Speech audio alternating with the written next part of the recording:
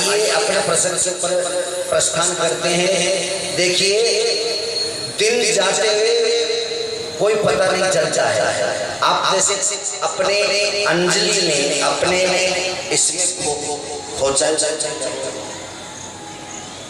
जो भी मैं नहीं नाम आ रहा मेरे से, तो आप समझ लो ये इस प्रकार से इसमें अगर अपन जल भर लें तो इसमें भरा हुआ जल न जाने कब धीरे धीरे टपक टपक करके निकल जाता है, हमारा हाथ खाली हो जाता है।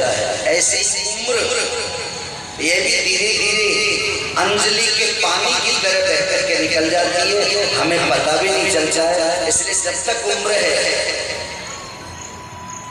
तब तक हमें परमात्मा का ध्यान और परमात्मा की कथा को अवश्य ग्रहण करना चाहिए। आइए, और कथाओं में कथा, कथाओं में कथा, जैसे प्याज के एक एक छिलका उतारा जाता है, उसके बाद फिर छिलका दिखाई देता रहता है, ऐसे एक एक कथा का निरूपण करते करते उस कथा में से फिर से दूसरी कथा आ जाती है। थोड़ा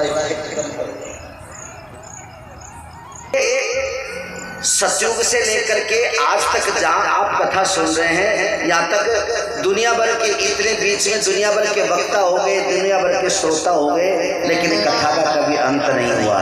कथा अनंता कई सुनई सब विधि सब संता।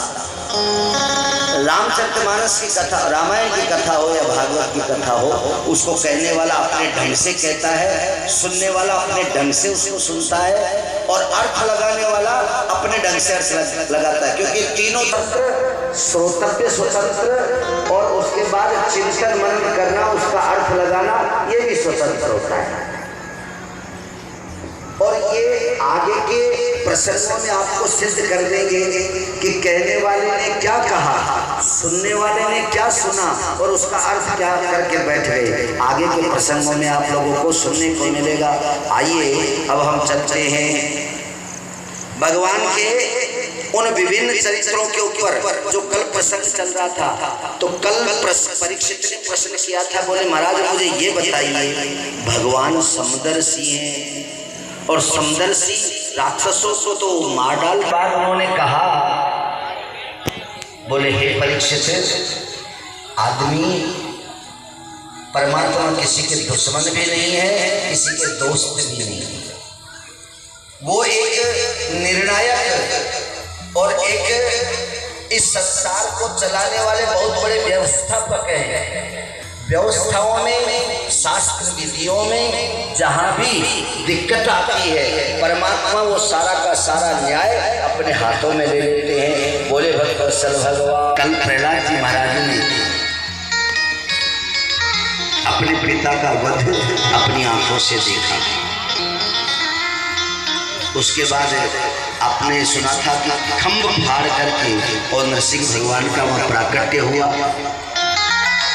हिरण्यकश्यप को मारा और सारी बातें उनसे पूछ ली कि तुम कैसे कैसे मरोगे, सारी शर्तें पूरी कर दी। अब आइए, आप लोगों को पता है कि नरसिंह भगवान कहाँ बैठे थे। उन्होंने हिरण्यकश्यप के महल में कौन सी जगह चुनी थी जहाँ बैठ करके उन्होंने हिरण्यकश्यप का वध किया? हाँ, देहरी के ऊपर। अब ये बालिकाओं ने उत्तर दिया है, तो ये तुम्हारे काम की चीजें मैं एक बार पहले भी बता चुका हूँ। तो देहरी के ऊपर, आपके सबके घर की देहरी के ऊपर भगवान नरसिंह का आसन है। अब यहाँ जो भी माता बहन या भाई लोग, पुरुष लोग देहरी पे बैठ करके चाय पिए, रोटी खावे, नाश्ता करें, और बालिकाएं वहाँ खड़ी होकर के अपने बालों को संवारे, तो इन समस्त प्रकार के कर्मों से नरसिंह भगवान दोष पैदा, महिलाओं में तो इतना बड़ा दोष पैदा कर देता है कि भविष्य में अगर वो दोष महादोष अगर बन जाता है तो संतति होना ही बंद हो जाएगा, संतान होना ही बंद हो जाता है। और पुरुषों में क्या वो दोष होता है, अगर तुम वहाँ बैठ करके बातें करते हो, रोटी खाते हो, वहीं पैर देहरी से नीचे लटका करके और आप अपने जीवन के कुछ कर्म वहाँ करते हो, तो तुम चाहे तेली के बैल की तरह पूरे जीवन भर कमा लेना, लेकिन तुम्हारे घर में रिद्धि सिद्धि नहीं आएगी, हमेशा पैसे का अभाव रहेगा और आप लोगों के जीवन में अनेक प्रकार के संकट आएंगे। घर में जाकर के कलह रहेगा, तुम लोगों को संतोष नहीं मिलेगा, तुमको यश नहीं मिलेगा। ये काम पुरुषों के लिए हो जाता है और ये काम महिलाओं के लिए भी हो जाता है।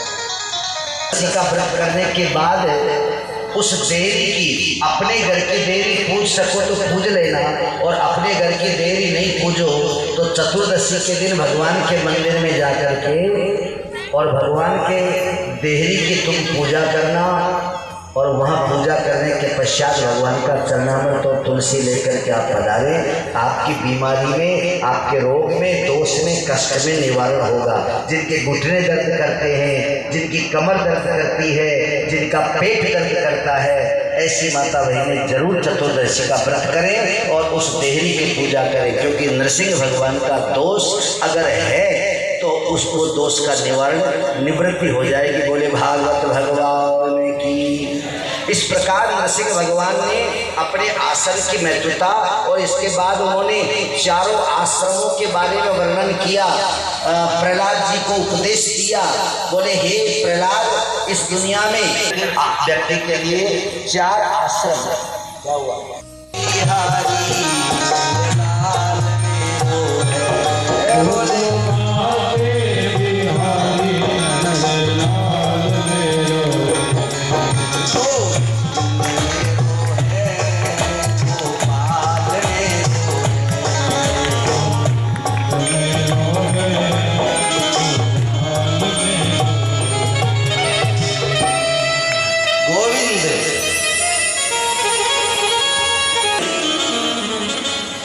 चुनाव, राष्ट्रीय पार्टी जब चुनाव हारती है, ध्यान देना, तो वो हारने के ऊपर समीक्षा करती है।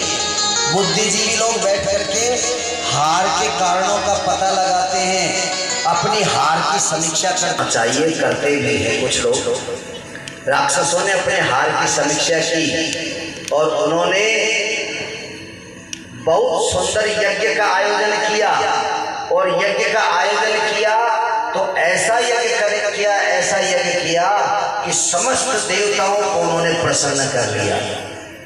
और इधर के उसका व्रत बताया था ना अदिति जी को, बोले माता जी तुम 12 दिन तक ये व्रत करना। उन्होंने 12 दिन व्रत किया। उस व्रत के प्रभाव से उनके बालक का जन्म हुआ, जिसका नाम है वामन भगवान। बोले वामन भगवान की। राजा बलि यज्ञ कर रहा है, वामन भगवान का जन्म हुआ, और जन्म होते ही माता जी से कहने लगे, तो जन्म होते ही वहाँ एक चमत्कार हुआ। ब्रह्मा, विष्णु, महेश, इंद्र, कुबेर, अन्नपूर्णा, ये सबके सब देवता आए, और किसी ने, ब्रह्मा जी ने जैसे कमंडल दे दिया, भगवान विष्णु ने जाकर के और उनको जाकर के पात्र इत्यादि दे दिया, मुकुट दे दिया, उनको वामन भगवान को दे दिया। बृहस्पति जी महाराज आए, उन्होंने उनको जनेऊ संस्कार करा दिया, गायत्री मंत्र दे दिया उनका जाकर के, और ब्रह्म कर्म जो था वो करवाया, और ऐसा करते करते वो एक शुद्ध ब्राह्मण बन गए। ब्राह्मण कब बनता है? अनुपेद कृत्यम अपेद कृत्यम, जनेऊ संस्कार हो जावे और वेदों का अध्ययन हो जावे तो ब्राह्मण है। रोज़ ताज़ा खबरें देखने के लिए हमारा चैनल DBC 24 न्यूज़ को सब्सक्राइब करें, साथ ही बेल आइकन भी दबाएं।